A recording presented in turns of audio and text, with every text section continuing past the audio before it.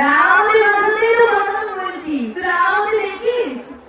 এই এই গুবলু, রামাবতী দেখিস? কখন হয় রামাবতী? কখন হয় রামাবতী? তাহলে তুমি তো বললে দেখো। আচ্ছা মা দেখে, তুমি পাশে বসে থাকো, তাই তো? আচ্ছা ঠিক আছে। আজকে তোমরা দেখেছিস রামাবতী?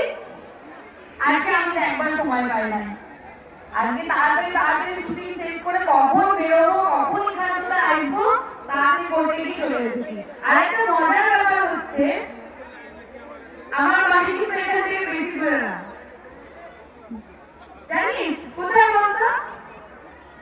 মুর্শিদাবাদ। আমিও জানলাম যে আমি এখান থেকে আসছি শো করতে, আমি ভাবছি আরেকটু গেলেই তো